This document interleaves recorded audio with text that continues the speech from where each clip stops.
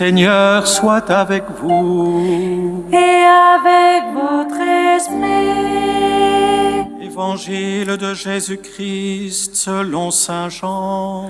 Gloire à toi, Seigneur. En ce temps-là, Jésus arriva à une ville de Samarie appelée Sychar, près du terrain que Jacob avait donné à son fils Joseph. Là se trouvait le puits de Jacob. Jésus, fatigué par la route, s'était donc assis près de la source. C'était la 6e heure, environ midi. Arrive une femme de Samarie qui venait puiser de l'eau. Jésus lui dit « Donne-moi à boire ». En effet, ses disciples étaient partis à la ville pour acheter des provisions. La Samaritaine lui dit « Comment ? Toi, un Juif, tu me demandes à boire à moi, une Samaritaine ?» En effet, les Juifs ne fréquentent pas les Samaritains. Jésus lui répondit « Si tu savais le don de Dieu, et qui est celui qui te dit « Donne-moi à boire », c'est toi qui lui aurais demandé et il t'aurait donné de l'eau vive. Elle lui dit « Seigneur, tu n'as rien pour puiser, et le puits est profond. D'où as-tu donc cette eau vive ? Serais-tu plus grand que notre père Jacob qui nous a donné ce puits et qui en a bu lui-même avec ses fils et ses bêtes ?» Jésus lui répondit « Quiconque boit de cette eau aura de nouveau soif. Mais celui qui boira de l'eau que moi je lui donnerai n'aura plus jamais soif.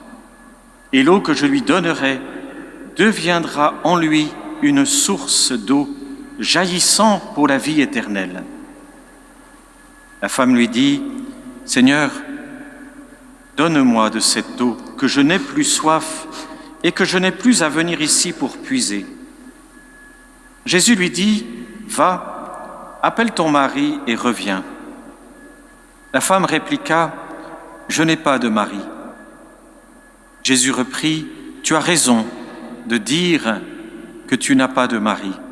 Des maris, tu en as eu 5. Et celui que tu as maintenant n'est pas ton mari. Là, tu dis vrai. » La femme lui dit, « Seigneur, je vois que tu es un prophète. Eh bien, nos pères ont adoré sur la montagne qui est là. Et vous, les Juifs, vous dites que le lieu où il faut adorer est à Jérusalem. » Jésus lui dit, « Femme, crois-moi, l'heure vient où vous n'irez plus ni sur cette montagne, ni à Jérusalem pour adorer le Père. Vous vous adorez ce que vous ne connaissez pas, nous adorons ce que nous connaissons, car le salut vient des Juifs.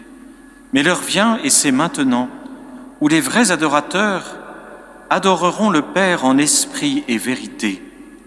Tels sont les adorateurs que recherche le Père. Dieu est esprit, et ceux qui l'adorent, c'est en esprit et vérité qu'ils doivent l'adorer. » La femme lui dit, « Je sais qu'il vient, le Messie, celui qu'on appelle Christ. Quand il viendra, c'est lui qui nous fera connaître toutes choses. » Jésus lui dit, « Je le suis, moi qui te parle. » À ce moment-là, ses disciples arrivèrent. Ils étaient surpris de le voir parler avec une femme. Pourtant, aucun ne lui dit « Que cherches-tu » ou bien « Pourquoi parles-tu avec elle ?» La femme, laissant là sa cruche, revint à la ville et dit aux gens « Venez voir un homme qui m'a dit tout ce que j'ai fait. Ne serait-il pas le Christ ?» Ils sortirent de la ville et ils se dirigeaient vers lui. Entre-temps, les disciples l'appelaient « Rabbi, viens manger. » Mais il répondit « Pour moi, j'ai de quoi manger. C'est une nourriture que vous ne connaissez pas. » Les disciples se demandèrent entre eux, « Quelqu'un lui aurait-il apporté à manger ?» Jésus leur dit, « Ma nourriture, c'est de faire la volonté de celui qui m'a envoyé et d'accomplir son œuvre. Ne dites-vous pas encore 4 mois et ce sera la moisson ? Et moi je vous dis, levez les yeux et regardez les champs déjà dorés pour la moisson. Dès maintenant le moissonneur reçoit son salaire.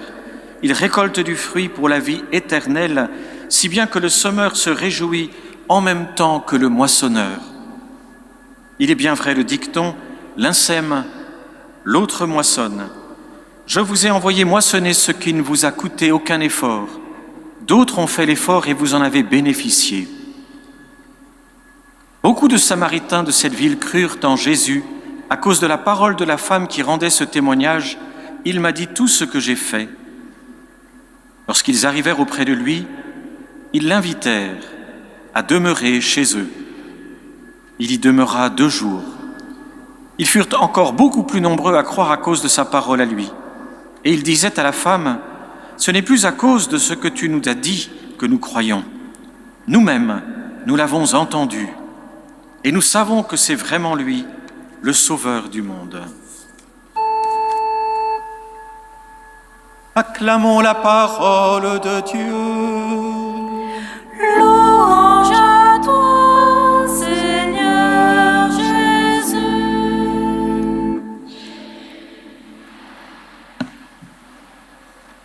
L'évangile est magnifique, même s'il est un peu long.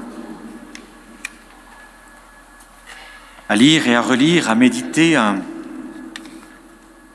Étonnant de voir comment Jésus, comme en d'autres passages de l'Évangile, va conduire avec douceur et fermeté dans ce dialogue avec cette femme.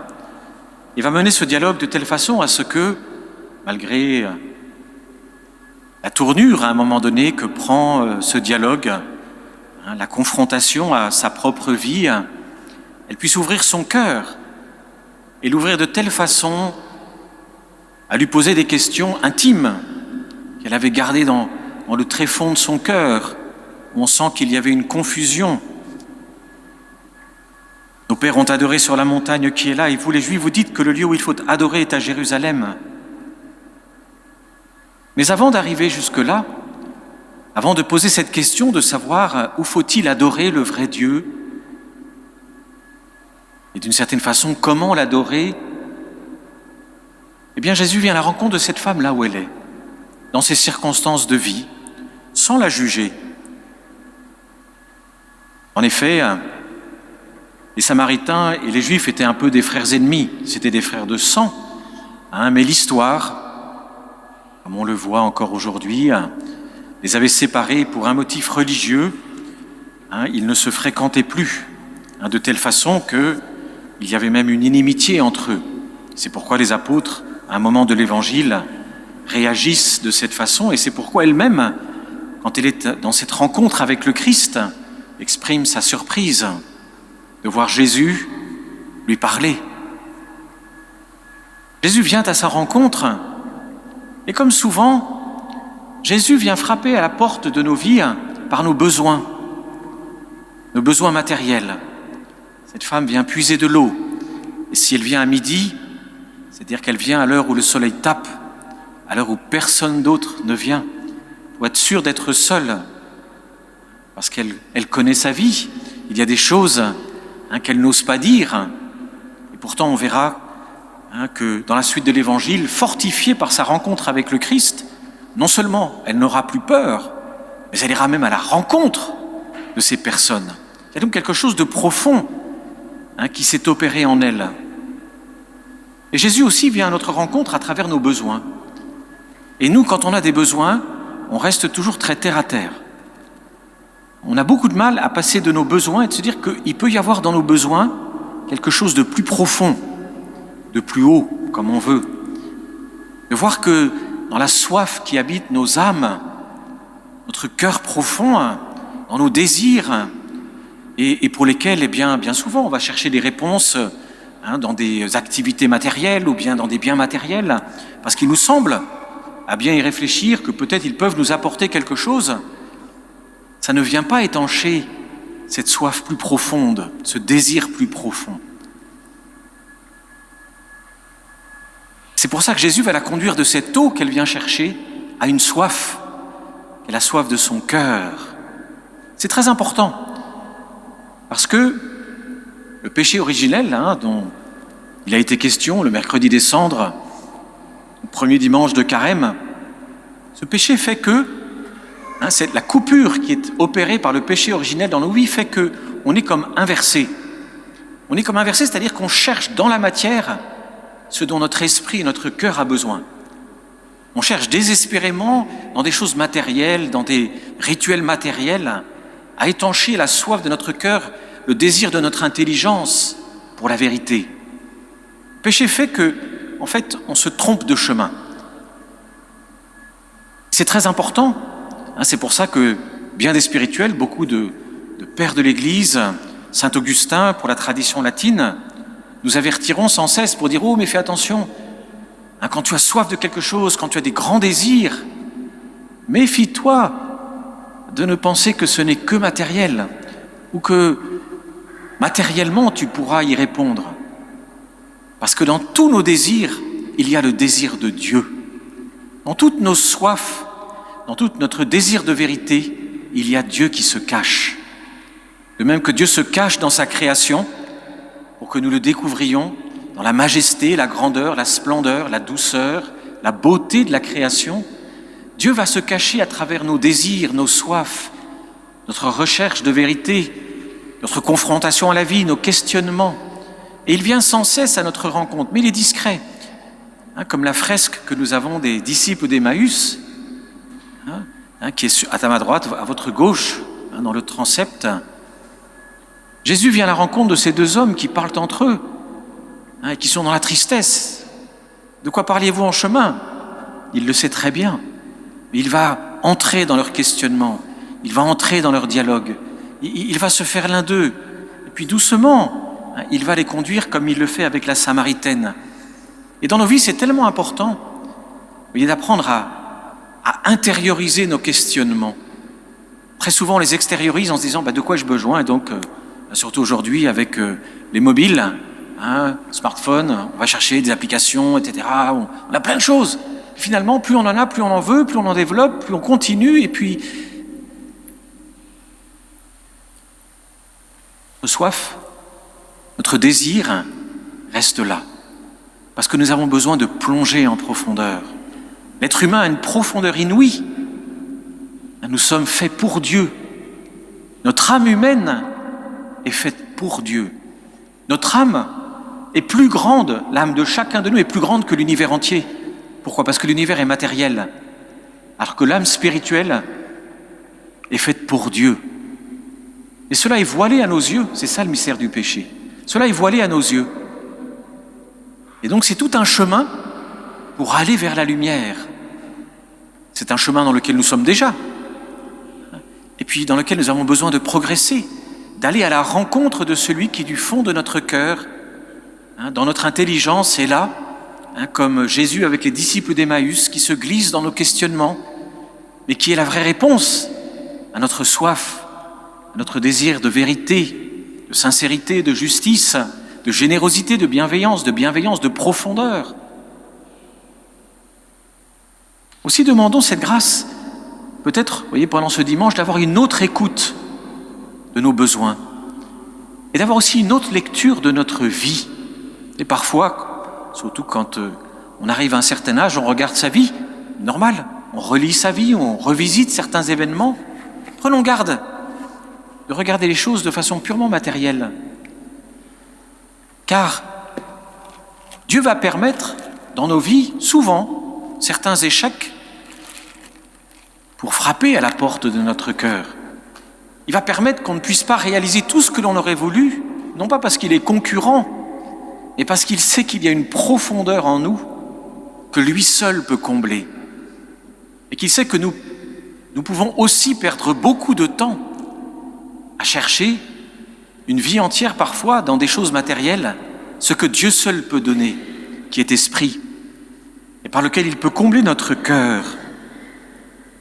Aussi, c'est tellement important pour nous, de regarder notre vie, les événements de notre vie, avec une lecture plus profonde, plus spirituelle, incarnée, dans lequel nous nous mettons à l'écoute du Seigneur, de l'Esprit Saint. Qu'es-tu venu me dire? Peut-être que tu es venu mendier à la porte de ma vie, comme tu étais le mendiant dans cet évangile de la Samaritaine, puisque toi, la source de l'eau vive, tu es venu lui mendier de l'eau du puits en apparence, parce que tu avais aussi soif. tellement important pour nous d'apprendre, vous voyez, pendant le carême aussi, à revisiter certains événements de notre vie, à la lumière du Christ qui vient à notre rencontre. Et plutôt que de nous juger, ou plutôt que de rester sur des échecs, de nous poser la question de savoir s'il n'y a pas un autre regard sous le souffle de l'Esprit Saint à avoir sur nous-mêmes. Comme Jésus va le faire et l'a fait, nous l'avons écouté avec cette femme dans ce dialogue extraordinaire. Et Jésus va libérer son cœur. Ce n'est plus à Jérusalem, ni sur cette montagne qu'il faut adorer. C'est en esprit et en vérité. Nous pouvons adorer Dieu partout. Si nous aimons l'Église, c'est parce que c'est un lieu de recueillement. C'est un lieu dans lequel tout est fait de façon architecturale, parce que tout concourt par la beauté, par le chant, par tous les rites, à nous conduire à lui, à nous tourner vers lui. Ça vient disposer notre esprit, notre cœur, à l'accueillir, à l'écouter, à le recevoir. Mais on peut adorer Dieu dans la nature, dans notre cœur, partout où nous sommes. Adorer Dieu en esprit et en vérité, parce que l'adoration s'incarne. Adorer Dieu, c'est une attitude qui prend toute la vie. C'est pour cela que lorsque Dieu va donner à Moïse, les 10 paroles, les 10 commandements, c'est pour apprendre à son peuple à adorer en vérité. Adorer en vérité, c'est apprendre, effectivement, à déployer ces commandements dans notre vie, apprendre à avoir une vie droite, honnête. On ne peut pas séparer notre vie spirituelle et notre vie concrète. Adorer Dieu, lui demander de combler nos cœurs, c'est aussi un engagement par lequel nous nous ouvrons à la vérité, à la sincérité, à l'honnêteté, à la vertu. Nous ouvrons les uns aux autres, à la générosité, à nous prêter main forte, à nous aider les uns les autres, à la solidarité les uns avec les autres. Et donc l'adoration s'inscrit et s'incarne dans une manière d'être les uns avec les autres. Alors demandons peut-être, en ce 3e dimanche de carême, une grâce pour regarder notre vie à la lumière de cet appel de Dieu qui veut habiter notre cœur, qui sait que même dans nos plus grandes détresses, c'est encore lui que nous cherchons. C'est lui dont nous avons soif, et c'est lui seul qui peut combler nos cœurs. Amen.